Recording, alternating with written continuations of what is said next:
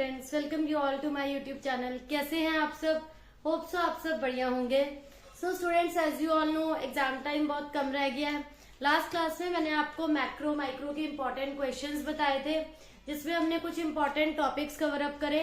आज मैं आपको कराऊंगी बच्चों डिफरेंस बिटवीन, आपके इस एग्जाम में 2 to 3 मार्क के ऐसे क्वेश्चन आते हैं जिसमें डिफरेंस बिटवीन आपको मेंशन्ड होते हैं।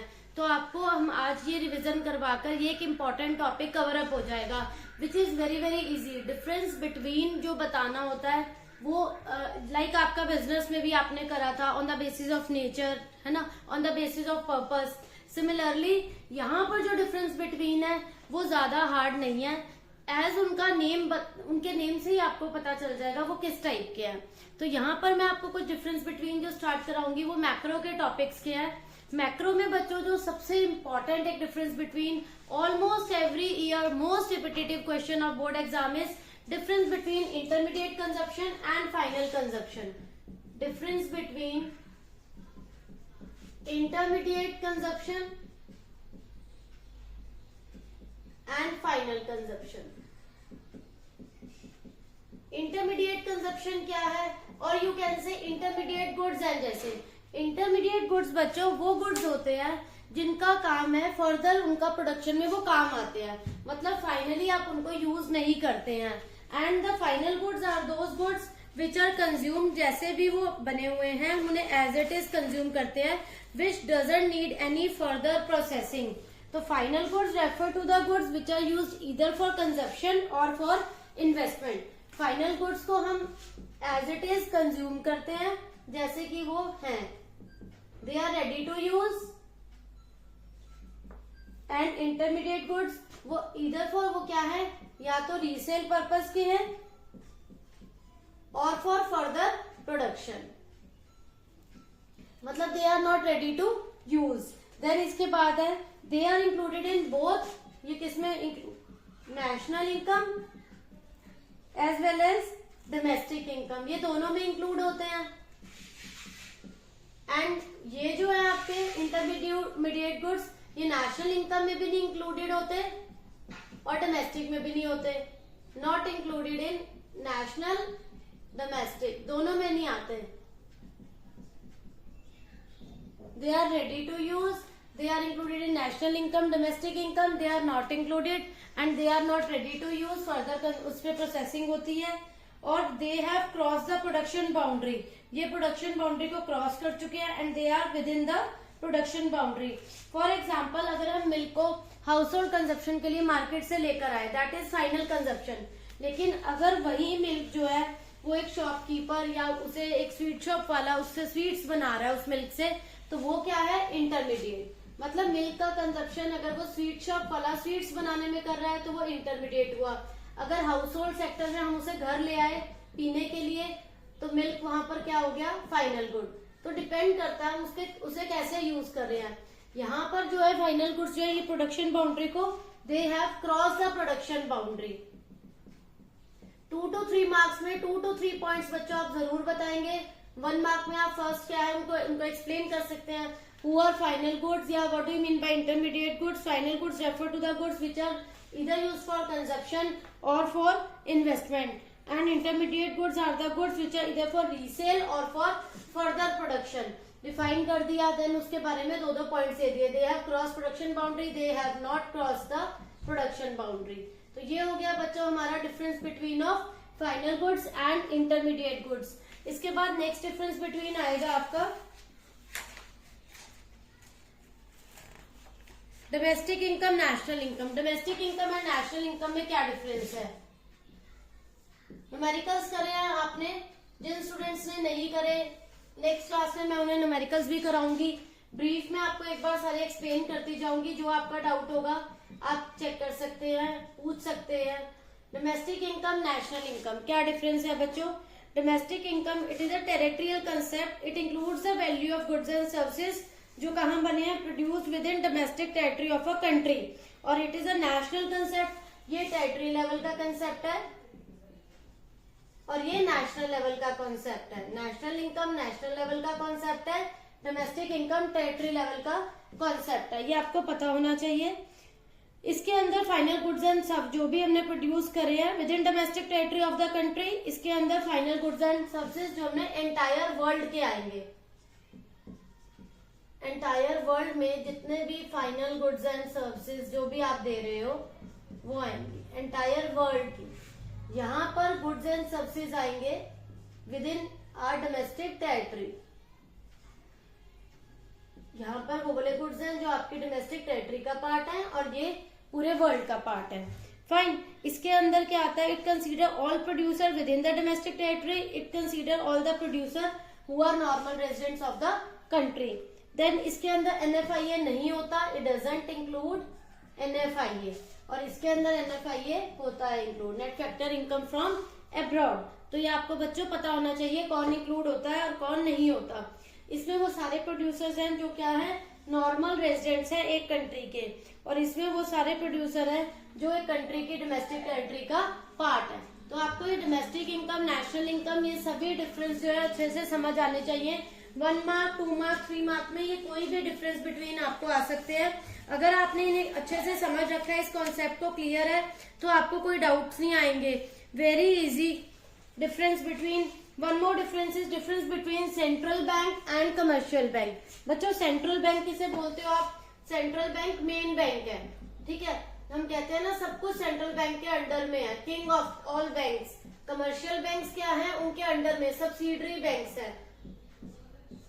Central bank king of the, father of the all the banks, जिसे आप किंग कहते हो। सब बैंक्स जो भी सबको ये सुपरवाइज करता है, सब इसकी वर्किंग के अकॉर्डिंग चलते हैं। It is generally owned and governed by government. और यहाँ पर अगर हम कमर्शियल बैंक की बात करें, it can B owned and governed by government और प्राइवेट सेक्टर। सेंट्रल बैंक क्या है, it is an apex body that control, operate, regulate entire banking and monetary structure. सभी बैंक्स को कौन कंट्रोल कर रहा है, एंटायर बैंकिंग सिस्टम को कंट्रोल कौन कर रहा है, central bank. Entire banking system control किसके अंडर में होती है, सेंट्रल बैंक के। कमर्शियल बैंक्स पे कंट्रोल किसका होता है, सेंट्रल बैंक का। तो हमें ये पता होना चाहिए सब बैंक्स को ये कंट्रोल करता है। Commercial bank is an institution which perform the function of accepting deposit. यहाँ पर हमारे कौन से फंक्शन होते हैं, डिपॉजिट्स एक्सेप्ट होते हैं, लोन देता है बैंक हमें, ग्रांटिंग ऑफ लोन। आपको ये पता होना चाहिए बच्चों, बैंक के फंक्शन क्या है, डिपॉजिट लेना, लोन्स देना, इन्वेस्टमेंट्स करते हैं हम प्रॉफिट अर्न करने के लिए। It is generally owned and governed by government. ये कौन चला रहा है, owned and governed by government. और कमर्शियल बैंक्स को कौन देखता है, या तो गवर्नमेंट या फिर दोनों में से कोई भी हो सकता है ना, प्राइवेट सेक्टर भी हो सकता है और गवर्नमेंट भी हो सकती है, दोनों ऑप्शन है यहाँ पर कमर्शियल बैंक के केस में। देन ये विदाउट प्रॉफिट मोटिव काम करते हैं, no profit motive, RBI, central bank. और ये बैंक्स प्रॉफिट मोटिव से चलते हैं, आपको ये पता होना चाहिए। Then it has sole monopoly in issue of currency. Issue of currency issue करने की अथॉरिटी है RBI के पास, सेंट्रल बैंक के pass issue of currency authority है, जबकि कमर्शियल बैंक्स के पास करेंसी इशू करने की अथॉरिटी नहीं होती, no authority to issue of currency. तो ये आपको बच्चों पता होना चाहिए। There is only and only one central bank in a country due to peculiar nature of its activities, जैसे RBI है इंडिया में, और कमर्शियल बैंक्स बहुत सारे हैं, SBI आ सकता है इसके अंदर, पंजाब नेशनल बैंक आ सकता है, and there is only one bank, central bank, RBI in India. तो ये इंपॉर्टेंट डिफरेंस बिटवीन है जो बच्चों आपको पता होने चाहिए, सेंट्रल बैंक, RBI, उसके फंक्शंस क्या है, on the basis of that आप डिफ्रेंशिएट कर सकते हो। नेक्स्ट करेंगे बच्चों हम डायरेक्ट टैक्स, इनडायरेक्ट टैक्स का डिफरेंस। बच्चों जैसे आपने चैप्टर में भी पढ़ा होगा, डायरेक्ट टैक्स क्या होता है, डायरेक्ट टैक्स वो होता है जो डायरेक्टली हमारी इनकम पे, प्रॉपर्टी पे लगता है, उसे हम बोलते हैं डायरेक्ट टैक्स, ठीक है। इनडायरेक्ट टैक्स वो है जो डायरेक्टली आपकी इनकम, प्रॉपर्टी पे नहीं लग रहा। तो डायरेक्ट इनडायरेक्ट टैक्स के भी 2 to 3 डिफरेंस मैं आपको करा दूंगी। Direct taxes, indirect taxes, direct taxes and indirect taxes. Direct taxes are levied on individuals पे भी लगते हैं, companies पे भी लगते हैं। individuals पे भी लगते हैं ये टैक्स, एंड कंपनीज पे भी लगते हैं। Fine. Indirect taxes goods and services पे लगते हैं, ये कोई इंडिविजुअल्स पे नहीं लगते हैं, ये गुड्स एंड सर्विसेज पे लगते हैं। बर्डन ऑफ डायरेक्ट टैक्स को आप शिफ्ट नहीं कर सकते, its burden can never be shifted, जिसको पे करना है वही पे करेगा, its burden can never be shifted. और यहां पर क्या है, its burden can be shifted to other person, its burden can be shifted. उसके बाद they are generally progressive in nature, they are generally proportional in nature, मतलब यहाँ पर इनकम लेवल के साथ साथ इसका अमाउंट इंक्रीज होता है। एंड यहाँ पर क्या होता है, इसकी नेचर क्या है, टैक्स का रेट कांस्टेंट रहता है, आपकी इनकम इंक्रीज हो रही या नहीं हो रही डजंट मैटर, बट यहाँ क्या है, इनकम इंक्रीज होने के साथ साथ इस टैक्स का अमाउंट भी इंक्रीज हो जाता है। अगेन रिपीट कर देती हूँ बच्चों, डायरेक्ट टैक्स इंडिविजुअल कंपनीज पे डिवाइड होता है, indirect taxes goods and services पे करते हैं। यहाँ इसका बर्डन आप कभी भी शिफ्ट नहीं कर सकते, उसी पर्सन को पे करना है, इसका बर्डन आप शिफ्ट कर सकते हो। ये डायरेक्टली प्रोपोर्शन है इनकम के, if income will be more tax will be more, ये इनकम से रिलेटेड है डायरेक्टली। एंड इनडायरेक्ट टैक्सेस को कोई फर्क नहीं पड़ता, इनकम कितनी भी हो इट रिमेन्स कांस्टेंट, ये एज इट इज आपको पे करना ही करना है। फिर आप इनके एग्जाम्पल दे सकते हो बच्चों। तो ये हो गया डायरेक्ट और इनडायरेक्ट टैक्स का डिफरेंस। देन आपका एक बहुत इंपॉर्टेंट टॉपिक आता है इसके बाद, difference between BOT and BOP. Again important differences, BOT and BOP is balance of trade and balance of payment. तो वन बाय वन करके मैं आपको डिफरेंस करा रही हूँ, आपको इन्हें अच्छे से लर्न करना है। इनमें से बच्चों 2 to 3 डिफरेंस बिटवीन आपको बोर्ड एग्जाम में इजीली मिलेंगे, 2 to 3 डिफरेंस बिटवीन। तो ये कुछ डिफरेंसेस आप अच्छे से समझ लो, कंसेप्ट क्लियर कर लो, सो दैट आपके इनके फुल मार्क्स आपको मिल सके बोर्ड एग्जाम में। मतलब आप इस टाइप से क्वेश्चन अटेम्प्ट करो कि आपके मार्क्स कहीं भी डिडक्ट ना हो, फुली इंफॉर्मेशन भी मिल जाए, शॉर्ट में भी आप दे सकते हो, डिफरेंट नंबर ऑफ पॉइंट्स भी बना सकते हो। पॉइंट्स की फॉर्म में प्रेजेंटेशन बच्चों ज्यादा अच्छी लगती है।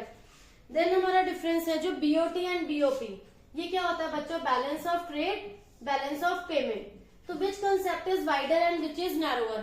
ट्रेड में जब हम बात करते हैं difference between amount of export and import. Export import हम किसका करते हैं बच्चों, गुड्स एंड सर्विसेज का, visible and invisible items, visible and invisible items का। बैलेंस ऑफ पेमेंट क्या है बच्चों, यहाँ पर हम जो रिकॉर्ड करते हैं सारी इकोनॉमिक ट्रांजैक्शंस।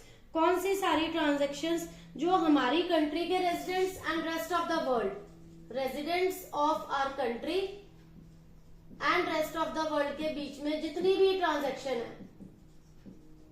यहाँ पर विजिबल इनविजिबल से आप क्या समझ रहे होगे कि यहाँ पर एक्सपोर्ट और इंपोर्ट आ रहा है, वो एक्सपोर्ट इंपोर्ट किस टाइप का आ रहा है, करेंट अकाउंट ट्रांजैक्शंस का।